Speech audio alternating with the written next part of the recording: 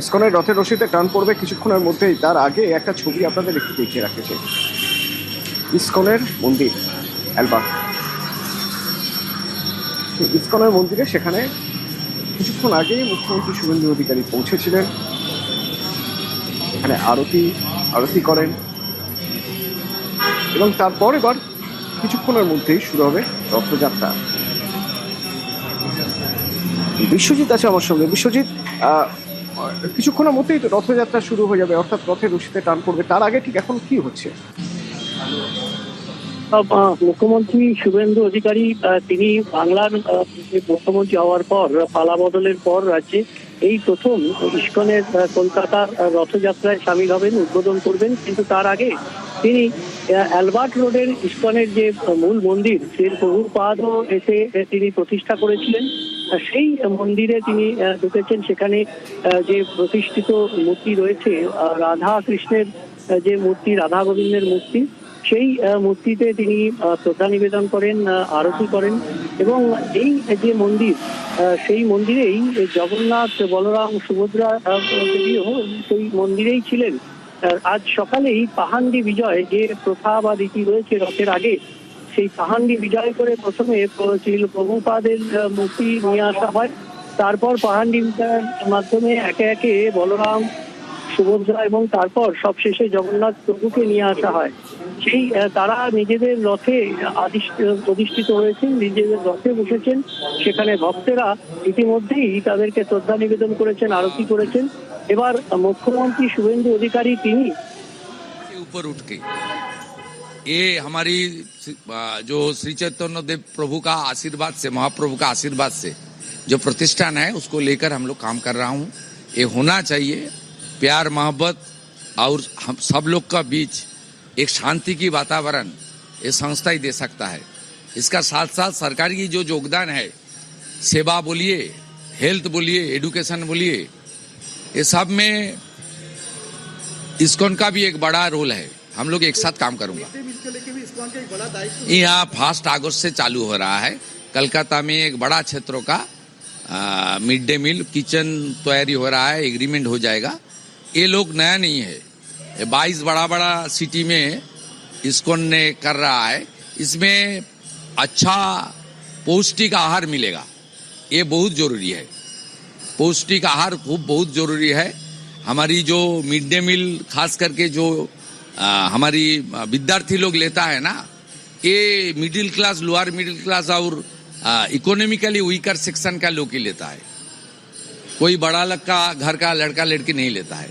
इसलिए इनको mail nutrition खत्म करने के लिए न्यूट्रिशन का भी जरूरत है और साफ सुथरा तरीके से भ्रष्टाचार मुक्त मिड डे मील होना चाहिए। पिछले दिन बंगाल में मिड डे मील लेकर जितना भ्रष्टाचार हुआ है, ये ठीक नहीं है। ये पाप का काम किया है। आने वाला दिन में इस्कॉन करेगा, हम लोग अच्छा पौष्टिक आहार हमारी बच्चा लोग को देगा। ये हमारी कर्तव्य में है, ये करेगा सरकार। क्या कहना चाहेंगे दादा आज इस्कॉन आए हैं? आज जय जगन्नाथ।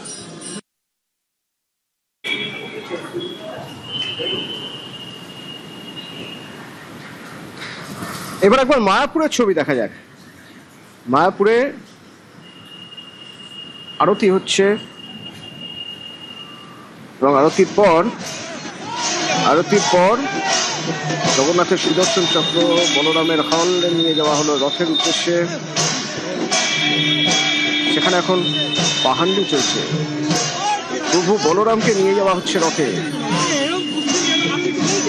হচ্ছে সেখানে ইরন আছে আমার সঙ্গে। ইরন, যদিও প্রচুর শব্দ, প্রচুর আওয়াজ, কোলাহল, তার মাঝেও যদি বলা যায়, মানে আমরা যদি শুনতে পারি, প্লিজ আমাদের বলো কি হচ্ছে ওখানে এখন। একদমই, দেখো যে ঐতিহ্যের মায়াপুরের রথযাত্রা, সেই রথযাত্রার যে সূচনা সেটা ইতিমধ্যেই কিন্তু হয়েছে। কি হলো ইতিমধ্যে যেটা আমরা দেখতে পাচ্ছি যে পহিন্ডি বিজয় উৎসব, মূলত পুরীতে যে উৎসব আমরা দেখে থাকি ঠিক সেই একই উৎসব, যেখানে বাজনার সাথে মানুষ যারা ভক্ত আছেন তারা প্রভু জগন্নাথ, বলরাম, মহারানী সুভদ্রা তিনজনকে একে একে রথের উদ্দেশ্যে নিয়ে যাবেন। প্রথমে যে সুদর্শন চক্র সেটি এবং হল অর্থাৎ ওই লাঙল সেটাকে নিয়ে যাওয়া হয়েছে রথের উদ্দেশ্যে। বর্তমানে নিয়ে যাওয়া হচ্ছে প্রভু বলরামকে, এরপর মহারানী সুভদ্রা তাকে নিয়ে যাওয়া হবে। সবচেয়ে ঐতিহ্যের সাথে যেটা বিষয় সেটা হচ্ছে পোহেন্ডি বিজয় উৎসব। এই উৎসবটি এটা কিন্তু সমারোহের সঙ্গে পালন হয়। তুমি দেখতেই পাচ্ছ যে ছবি, মানুষ উৎসাহের সঙ্গে আনন্দে নাচছেন, বাজনা বাজাচ্ছেন এবং প্রভুকে নিয়ে তারা কিন্তু রথের উদ্দেশ্যে যাচ্ছেন। এবং এই যে দুলিয়ে যাওয়া, এটাই বলা হয় যে প্রভু সবসময় এই রথে যাওয়ার সময় এই দোল খেতে খেতে যেতে ভালোবাসেন, তাই সেটাকেই পালন করা হয় পোহেন্ডি উৎসবের মাধ্যমে।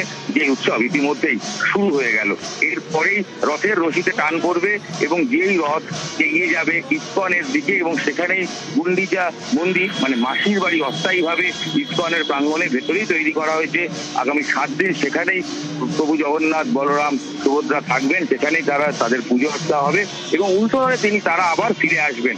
ঐতিহ্যের রথের যে বিষয়টা, যেটা বারংবার বলা, কারণ ইস্কনের ক্ষেত্রে একটা ঐতিহ্য তো অবশ্যই রয়েছে। কোথায় বিশেষত্ব?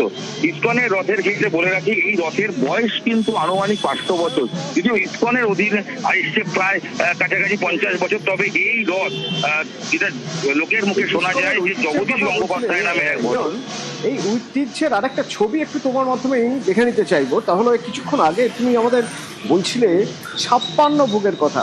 এই ইস্কনের, মায়াপুরের ইস্কনের 56 ভোগ, কেমন সে ভোগ, কি কি থাকে? একদমই দেখো, যে 56 ভোগ বলা হচ্ছে, 56 ভোগের মধ্যে কিন্তু মিষ্টান্ন থেকে পরমান্ন এবং অবশ্যই অন্নভোগ, যাবতীয় প্রভু জগন্নাথ যা খেতে ভালোবাসেন তার প্রধান খাওয়ার বা তার সবচেয়ে প্রিয় খাওয়ার বা প্রসাদ হিসেবে বলা হয় কাঁঠাল।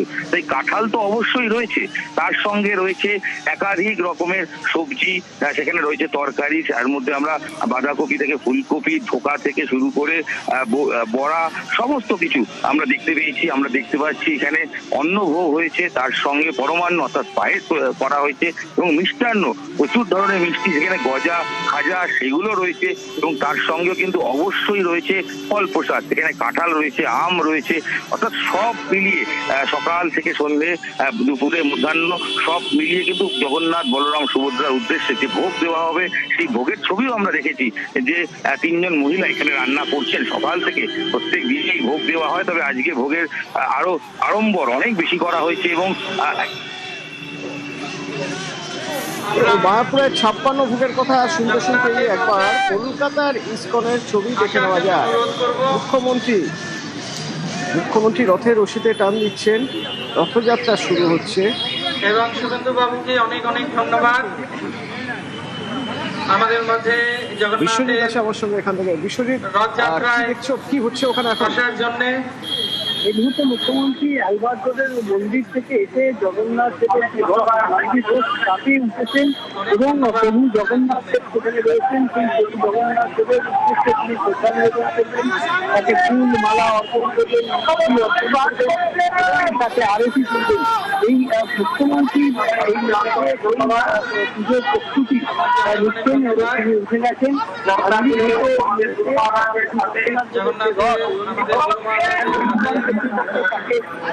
তাকে বস্ত্র দিয়ে বরণ করে দিলেন এবং এই মুহূর্তে কঠোর প্রস্তুতি নিচ্ছেন এবং জগন্নাথ দেবের তার শ্রদ্ধা উনি একটি ভোগ নিয়ে আসো। ভোগটা আমাদের সবার হয়ে পুরীর রাজা যেভাবে আপনি স্পর্শ করে দিন।